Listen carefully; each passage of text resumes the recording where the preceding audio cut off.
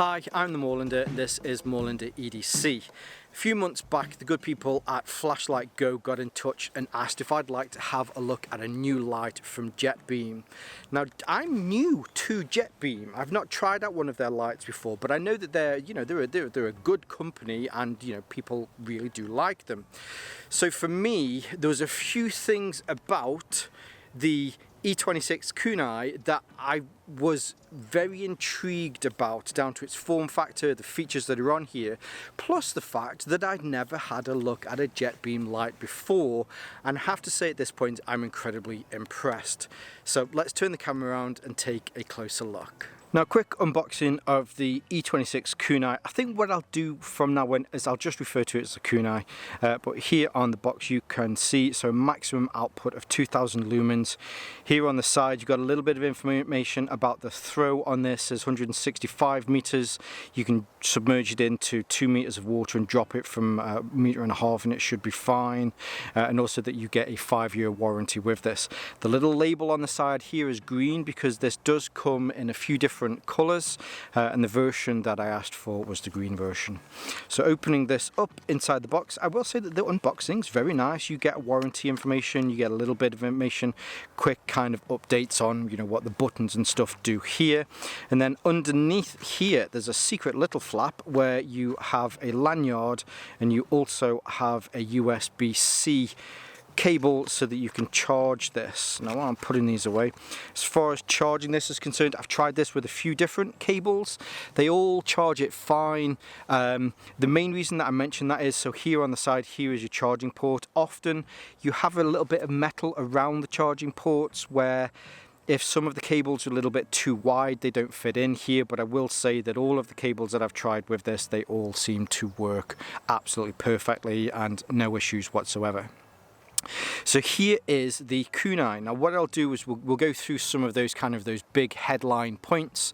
As far as the measurements are concerned, it comes in at 131 centimeters by 32 centimeters by 16 centimeters. That's not right, is it? It's millimeters. Sorry about that. 131 millimeters by 32 millimeters by 16 millimeters deep. That would be huge. That would be a really large flashlight if that was in centimeters. So yeah, apologize about that. This is constructed from a tough aluminium, which is used by a lot of companies like this. It means that it's incredibly tough. It also means that it's reasonably light as well. Now, as far as the weight of this, including the battery, this comes in at 115 grams. Now, it's important that I add including the battery because you can't actually take the battery out of this. If you're after a light that when the battery runs out, you can hot swap it, put in another battery into this. It's not one of those lights, unfortunately. I'll even go as far as to say, I think if you check other manufacturers that have similar lights with similar feature sets to this, it's rare that you'll find any of those that have batteries within them that you can swap out. Most of them have a similar setup on the back like this, which is where the battery is housed and how you can get into there. Mainly because this is milled from a single piece of aluminium, and the way in which it is milled rather than some of those other tubular style traditional lights is they just mill into it, whereas with this they have to kind of mill down into the top there. But very similar as you'll find with a lot of other lights. I must apologise, there are a lot of flies around today. They have been driving me nuts all day, but it is what it is. So I mentioned this is made from aluminium and it is also anodized, and there are a few different colours for you to choose from. I find, like with most things, when they're anodized like this, the anodization when you get it is great. After a few months you'll start to notice scrapes and scratches on it, but it's no different to what I would say that you would find from other manufacturers. Anodizing is anodizing at the end of the day. Now on the front here, the glass that's on the front is a toughened glass, and it also has anti-reflection coating on here. And what you might be able to see here on the bezel as well is that this also has a striking bezel. There are 4 ceramic small balls around here. So if you did need to use this so that you can get into a car, if a window needs to be smashed, you can use those to help you to get in, and it will also help protect the light itself. Here on on the butt end, I guess you'd call it, there is also a small hole here, which is where you'll be able to put a lanyard through here. It almost has like finger choils and swells that you would get with a knife. So when you hold it like this, your 3 fingers go in there and then you've got another one that goes in. There are a few different ways in which you can operate this. One is with the tail switch here on the end. So when you have it in your hand, it actually feels really nice as far as ergos go. I know it's rare that we talk about ergos with flashlights, but I will say with this one, as long as you hold it so that the pocket clip is kind of facing away from your palm so that your hands kind of curl around that, it's very easy to hold on to. As far as left-handers are concerned, you kind of have to hold this into your hand. I wouldn't really call it a hot spot as such, however, it definitely feels a little bit nicer when it's in the right hand. I leave all of my lights exactly as they come to me. You do have this huge horrible sticker on here that's all about, you know, there is a laser function on this, please don't shine it into anybody's eyes. Normally, if I'd have received this light and I wasn't going to make some content on this, I would take that off straight away. However, I thought I'd leave it on here just to show you what it looks like when it arrives. As far as the IP rating on this is concerned, they haven't tested for dust. It is IPX8, so dust they haven't tested for, but for water it goes up to 8, which is the highest that you can get for most consumer electronics. And I will say the charging port on the side here is completely open. Now I haven't poured any water directly into it just to test it, but considering this can be submerged up to 2 meters worth of water, they must have worked some magic within here, so that if water gets into this, it will still continue to work. What I would say though is this: if you have just submerged this and then you wanting to charge this, just make sure you bang this, get as much water out there as possible, so that if you put the charger into that, it's not going to kind of explode in your hand or damage the light. So yeah, just be a little bit careful on that. On the side here, there is also, let's turn that so that it's on. There is a small LED section here. So if you want to know how much battery or the battery levels that there are on here, there are different full LEDs or green light, green flashing light, red light, so that you know when you're getting close and that you need to charge this. So really nice. Now as far as the UI is concerned, well, I've kind of shown you this little jog wheel here, and there's also one here on the end. So the jog wheel here at the front takes you through the 3 main functions that you get with this. The first one, I was going to press the tail switch, and I'm so used to pressing the tail switch on most lights. The first one here, when you turn this on, this is your white light. So it's a press on, press turn off. You can then move this jog dial round, turn it on, and this is a UV light. Press on, press off. You can then turn that round again, and then you have a green laser, which again is very the same, turn on, turn off. The functionality on this, I like this function set. There are a few other manufacturers that have a similar function set to this, and this is generally a very nice function set. There is also a 4th one here. Now if you put it back all the way through to here, this is your lockout. So it'll just mean that when it's on there, it won't turn on accidentally in your pocket. The UV light and the laser are both just, you know, turn on, turn off. There's no kind of special strobe or anything like that. Whereas with the white light, let's just get this down onto low here. So you have 3 light functions with this. You have low, do a long press will take you up to medium. Do another long press and it will take you up to high, do another long press and it will take you up to turbo, do another long press and it will take you back down to low. There is a memory function on this, so if you turn it off, turn it back on again, it will automatically make sure that it goes on to the last function that you were with. Personally for me, I use low a lot. On this one it's 15 lumens. When it's pitch black, 15 lumens is fine. You can see most things indoors with that, but we will have a look at the light lumens down at the lake, the fishing lake, later. When it is on though, there is a function so that you can get direct access to your turbo. So this can be used more as a tactical light if needed. And to do that, you have your tail switch. So holding it on here, you press your tail switch and there is instant access to your turbo, which I like. Instant access to 2000 lumens so that you can do whatever it is that you need to do, fight or flight. You know, you've got that. There is also a strobe function on this as well. To access the strobe, it's almost like a double click. So you kind of half press it and then press it full, and that will give you instant access to your strobe. Hopefully you'll see on this as well that this is a variable refresh strobe, which is very good at disorientating people or giving you a headache if you stare directly into it for prolonged periods of time. Very nice feature set on here. I like the fact that you can easily switch between these, but importantly there is a lock on this so that you can't then click on anything by accident. What I will say though is when the lock is on, you can't use the turbo function here on the end. It has to be on in order for you to use that.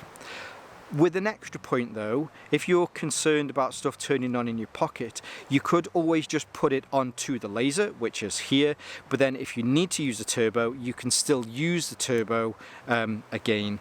But generally, as I mentioned, I tend to keep things on low with the lights, so not locking this out, keeping it on the white light, and then having this if I need it is good too. Now, just in case you were wondering as well, if it's already on low and you want to get instant access to turbo, you can do exactly the same with the tail switch on here.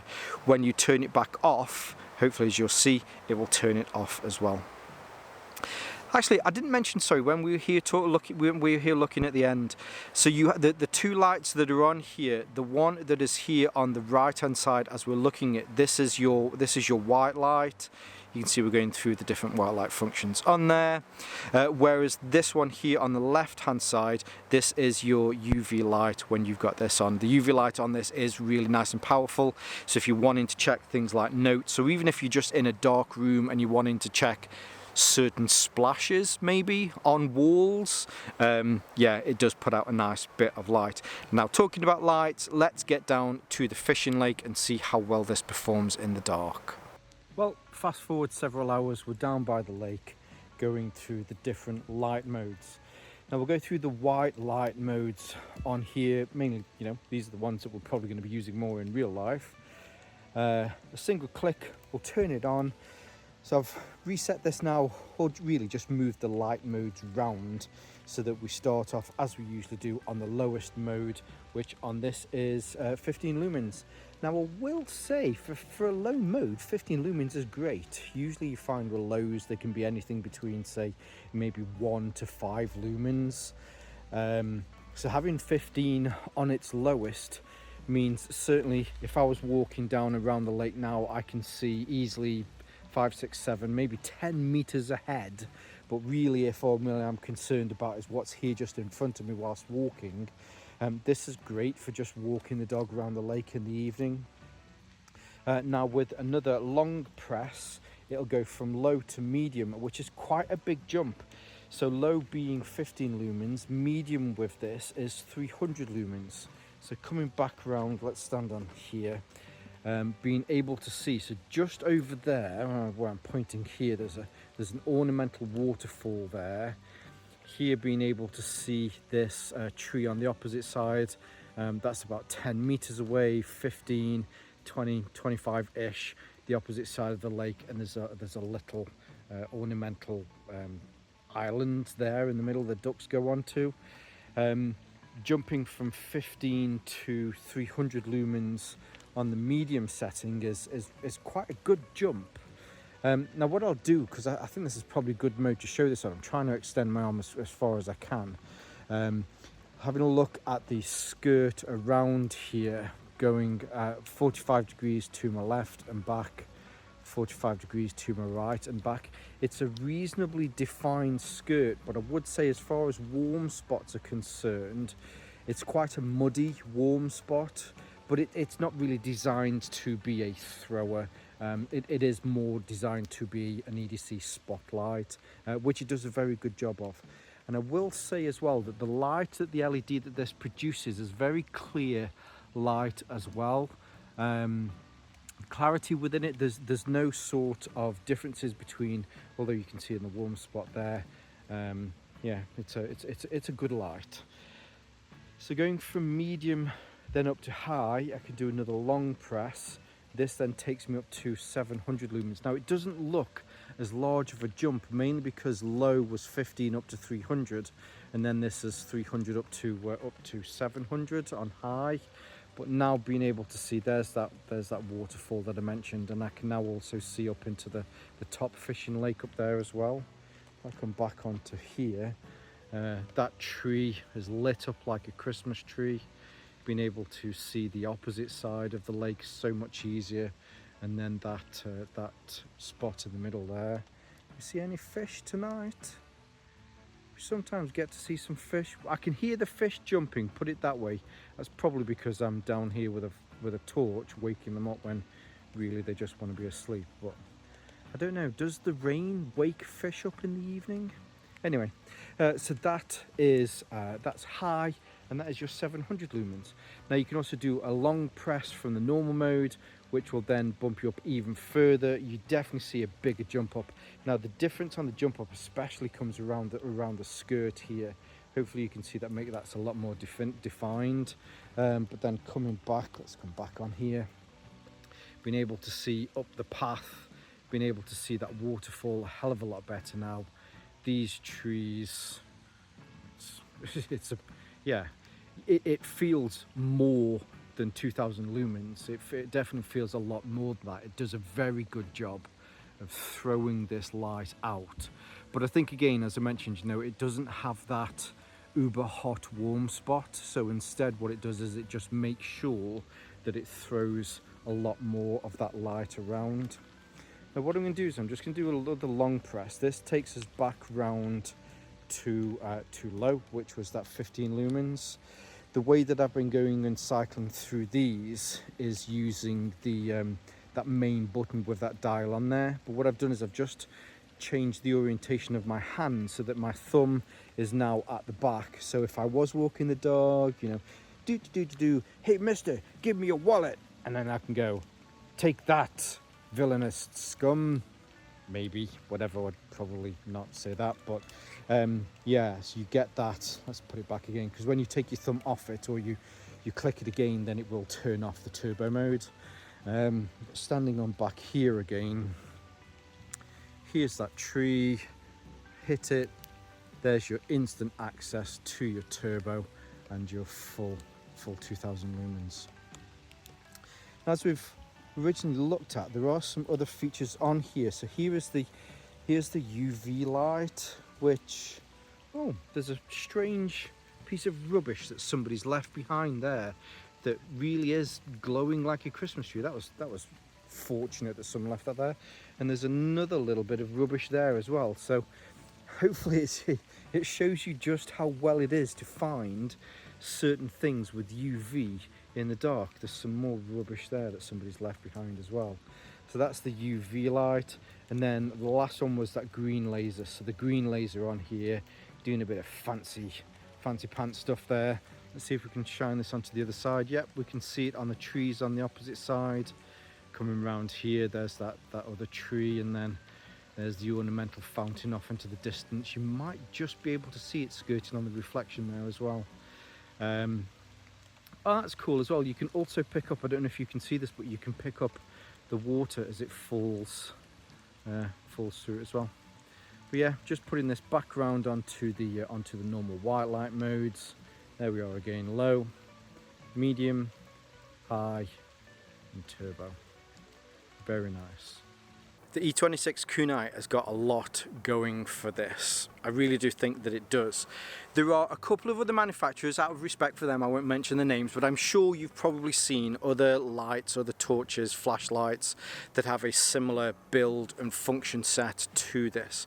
I don't necessarily think that this is doing anything remarkably different to what they're doing as far as the feature set's concerned. It's got a white light, it's got the UV light, and it's got a laser on here. I think one of the big differentiators with this, which will set it apart from other manufacturers, is just how tough this is, or how it feels, and it's got that toughness. It feels more like an outdoors light with some of the features that we've seen on a lot of other lights, whereas those other lights feel a little bit more just like everyday EDC lights. I'm genuinely really impressed with this, and if it came down to it, probably would pick this up over some of the others. That's not shedding any shame or hate on all the others, because the others are good lights. I always have to feel like I'm a nice person. I don't like to slag off other people's things. They have feature sets that are very similar to this, but this definitely just feels like it's more of a robust, beefier product that you can take out into the woods, into the moors, and you can beat the crap out of this. So there you go.